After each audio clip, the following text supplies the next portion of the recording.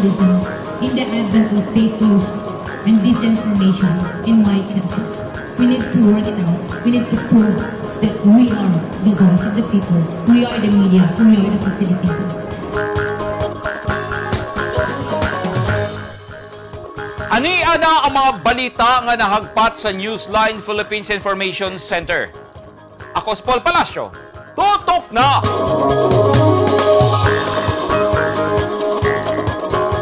Sa mga headlines, 5 sa 11 ka mga sakop sa usa ka pamilya nga missing atol sa bagyong Odette sa Agusan del Sur. Napalgan, pero patay na. Tunga sa milyon nga gante sa kasulbaran sa kasong pagpatay sa mag-igsuong magwad. Kinsa kahay makadawat. O tabang Surigao, gilusad sa usa ka pribadong organisasyon sa Caraga aron makatunol og tabang sa mga naapektuhan sa bagyong Odette sa rehiyon.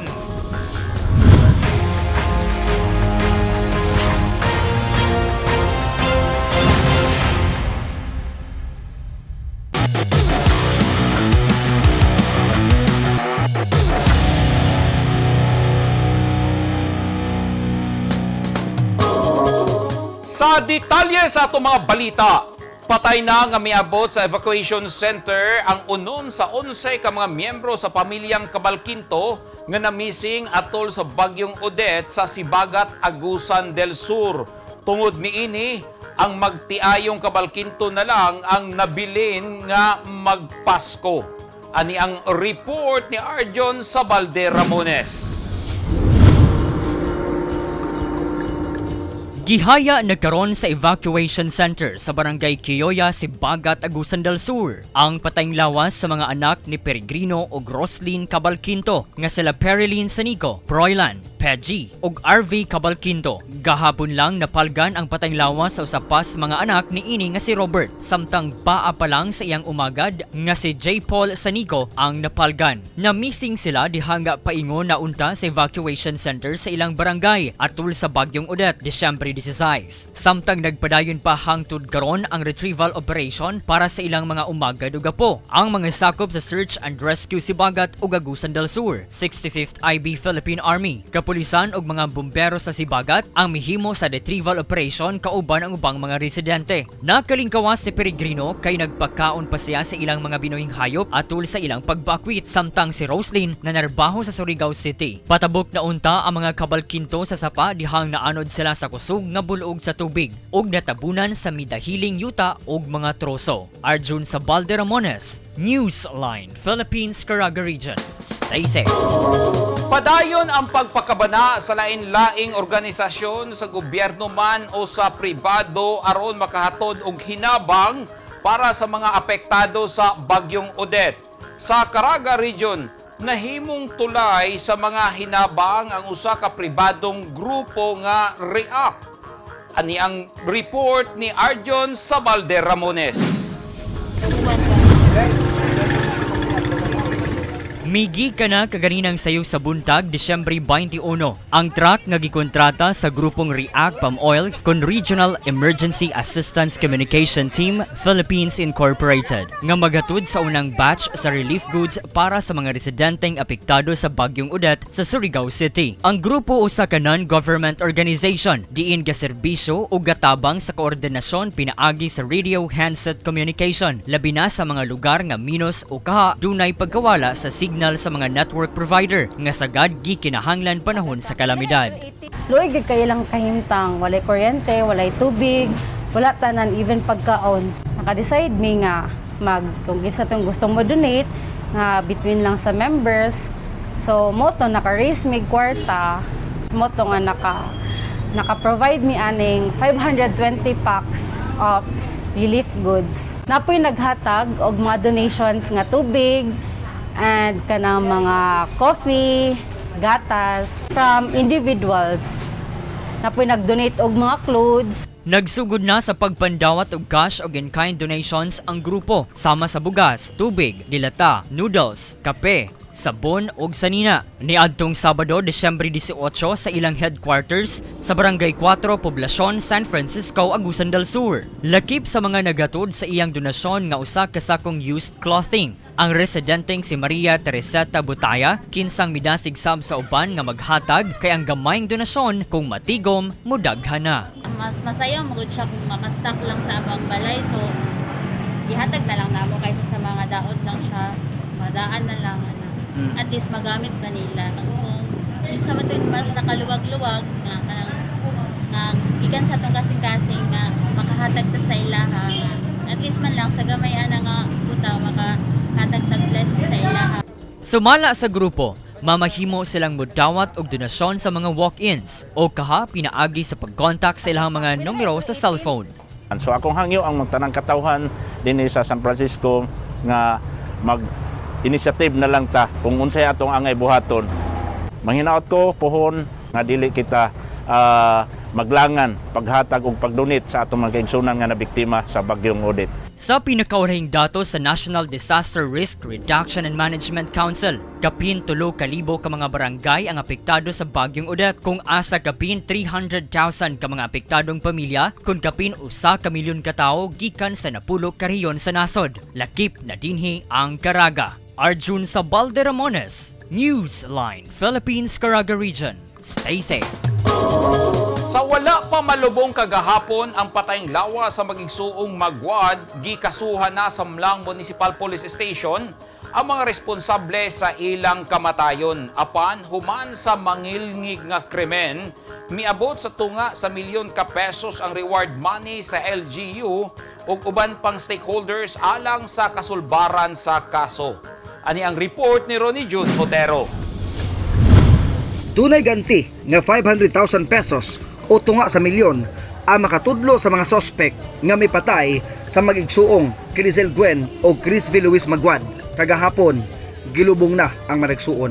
Matod sa kapulisan, sulbad na ang kaso kay napasaka na sa Provincial Prosecutor's Office ang kaso nitong Huwebes, Disyembre 16, o ganaan na sa kustodiya sa DSWD ang minor de edad nga prime suspect sa krimen. Ang kanang kaso nga gipasang-at na to laban sa mga suspetsado sa pagpatay sa managsuong Magwad is gikonsiderar na ka sa PNP no nga level is case solved. Kay sa ato magong pagpatigayon sa kaso basta mapasa nato dito sa piskalya o sa Office of the Prosecutor, dito lang nagkutob ang dito lang kutob ang trabaho sa PNP, and it's up for the prosecution office to review and resolve the case kung doon na ba probable cause sa tanang aligasyon after presenting also the evidences and witnesses dito sa prosecution. Kahinumduman nga gianunsyo ni Mlang Vice Mayor Joselito Piñol nga dunay gigahin ang lokal nga pangamhanan sa Mlang nga mukabat na sa 500,000 pesos nga reward money og 200,000 niini gikan sa sangguniang bayan sa Mlang, samtang ang mga negosyante ug uban pang sektor naghatag usab maong niabot kini sa tunga sa milyon ka pesos. Among gipangutana si Vice Mayor Joselito Piñol kagahapon pinaagi sa Messenger kung unsa na ang estado karon sa reward money, kay gikonsidera naman sa kapulisan nga sulbad na ang krimen. Tubag ni Vice Mayor Piñol, wala kuno siya nangumedya sa dihang iyang gibutyag nga dunay ganti. Sa kabahin sa kapulisan, dili importante kung dunay ganti o wala, kay ila lang kunong gihimo ang ilang trabaho aron masulbad ang krimen, ug ila lang nadungog nga dunay ganti. Yes sir, nadunggan ta na sir no, pero inisyatibo ka na sa atong local government no, pinaagi sa atong halangdong mayor, sa atong vice mayor og sa uban nga mga individual nga nag-offer no para mas mapadali pa ang pagsulbad ani nga kaso. Pero sa side sa PNP sir, wa may kalabutan na sir no, kay ang amo trabaho lang o ang among pagpaningkamot is dito lang may nakapokus para mahatag ang hustisya ngadto sa pamilya o sa mga biktima. May ganti o wala, ang importante sa PNP nga nasulbad na ang krimen o ganaan na kini sa Prosecutor's Office. Nagpaabot ang pamilya Magwad nga mahatag ang hustisya kanila tungod kay ang kinabuhi sa ilang duha ka mga anak walay bugti nga kwarta. Ronnie June Otero, Newsline Philippines. Stay safe. At tangi Presyo sa isda sa mga palengke sa Davao del Sur mimahal. O mga Davaoenyo gidunar ang ilang pahalipay package sa mga biktima sa bagyong Odette.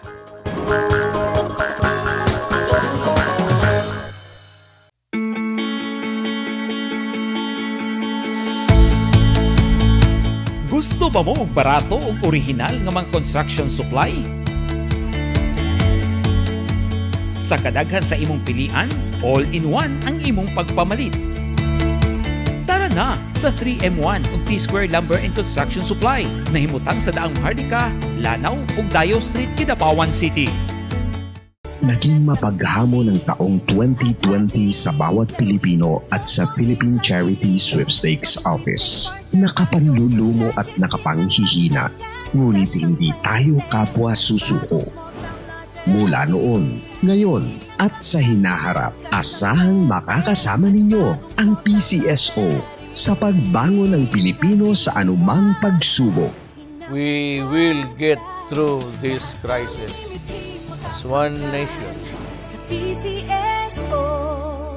Ang mga taong dunay mga ginahambin nga mga grabing mga balatian o comorbidity, hilabi na ang mga senior citizens, sila ang mas delikado nga maigo sa coronavirus disease COVID-19. Busa dubling pag-amping ang himuon og tambali ang mga ginahambin nga mga sakit. Ang pagtumar sa Bilonga Gold Herbal Capsule is a food supplement makatabang aron mapunggan nga musamot ang mga balatian. Turmeric o luyang dilaw ang nag-unang sagol sa Bilonga Gold. Gisagulan og sodium ascorbate o vitamin C aron mas mulig-on ang immune system. Ang Bilonga Gold Herbal Capsule mapalit sa mga butika.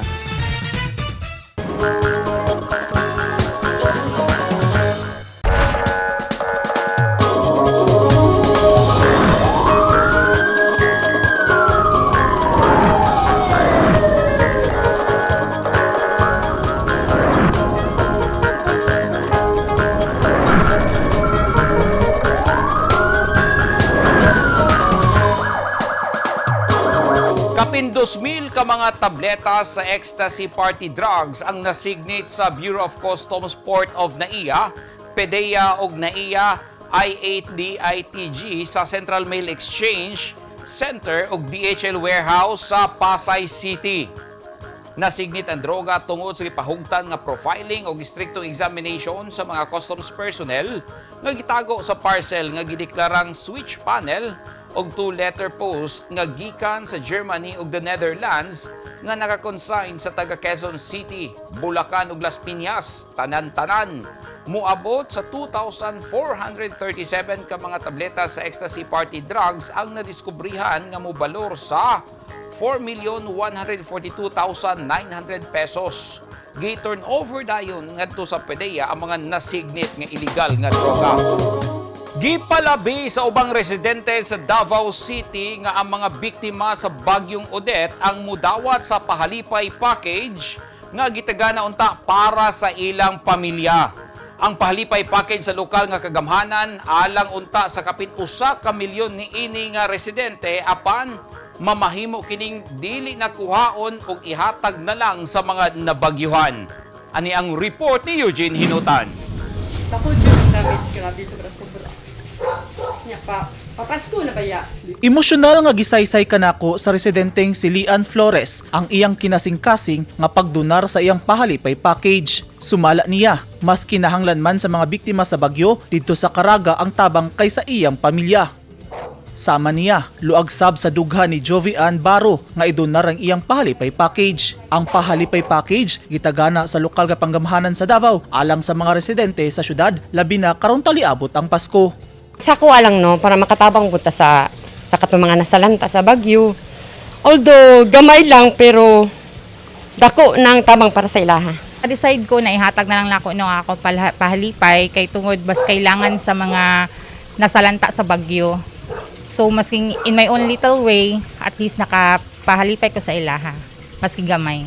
Miaging mga adlaw, gianunsyo sa LGU nga mamahimong i-donate sa mga residente o kaha i-claim ang ilang pahalipay package pinaagi sa ilang DQR code. Apan ang residenteng si Adela Del Coro, alas 7 pa lang sa buntag kaganiha, milinya na diri sa usa ka establishmento sa Uyanggurin aron kuhaon ang iyang Christmas pahalipay package. Pasado alas 11 na sa buntag, sa dihang nakuha ni Del Coro ang iyang pahalipay tungod sa taas nga linya nga sama niya nang iyawat usab. Matod ni Del Coro, dili na lang una niya idonar ang iyang pahalipay package, sanglit nang inahanglan usab sila tungod sa kalisod sa ilang sitwasyon labi na nga dunay pandemya. Nagpasalamat po dako sir kay nalagdako po kini katabang sa akong pamilya sir nga kadawat ko aning food pack.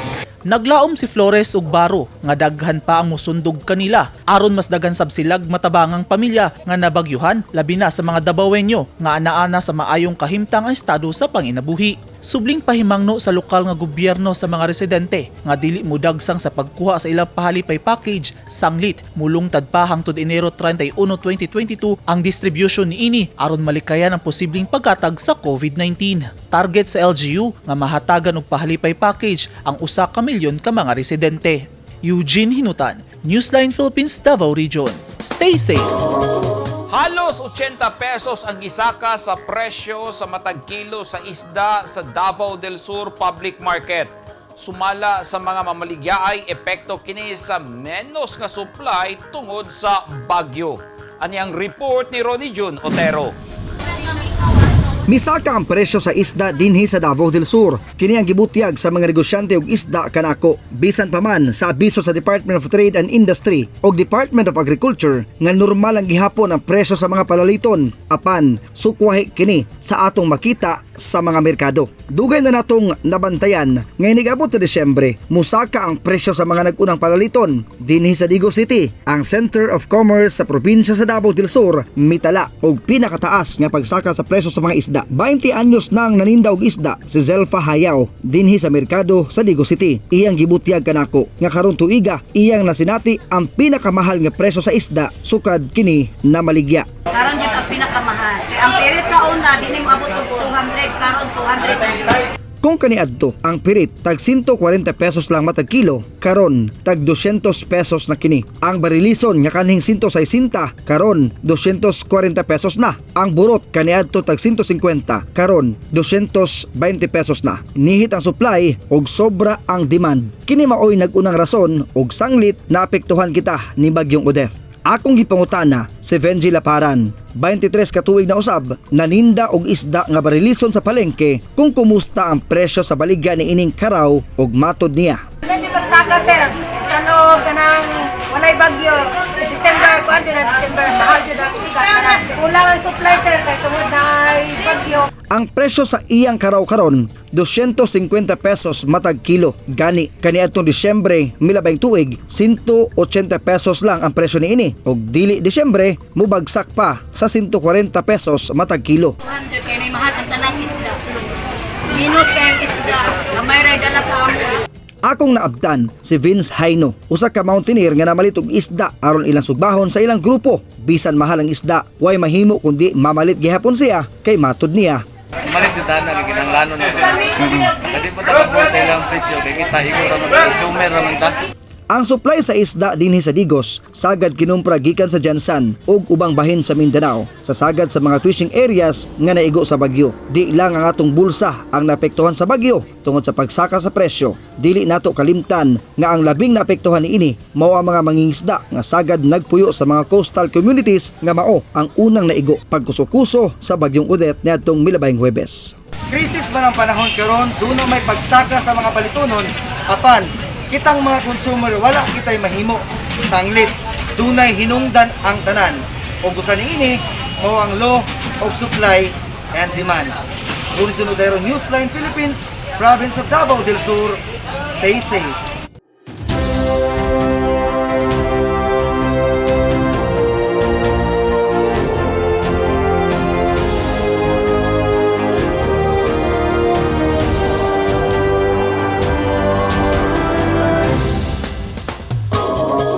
This portion is brought to you by Toyota.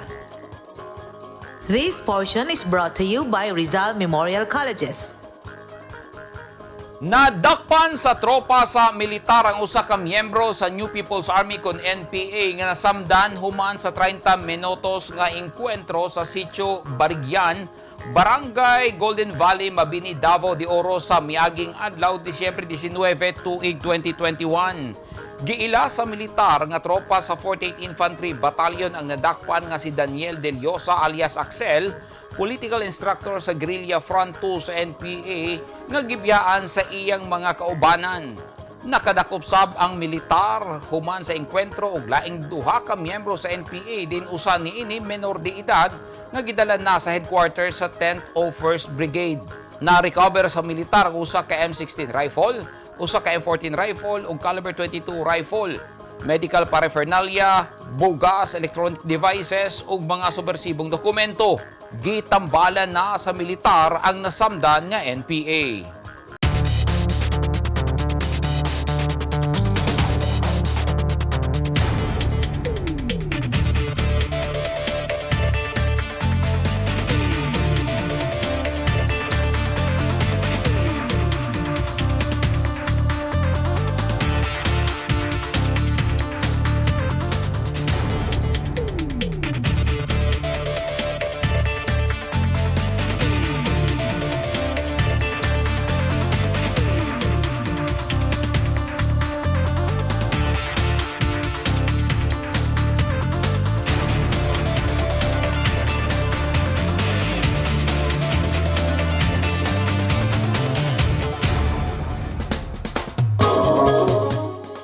Kadto naghingpit sa mga balita nga nahagpat sa Newsline Philippines Information Center.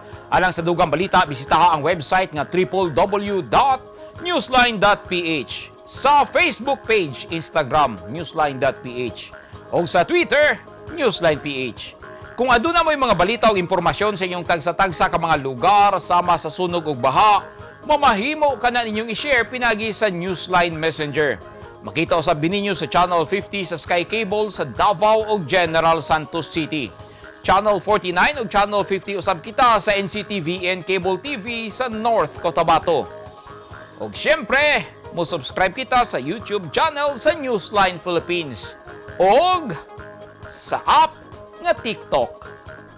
4 days more to go. Pasko na. Ako si Paul Palacio. Dagang salamat and stay safe!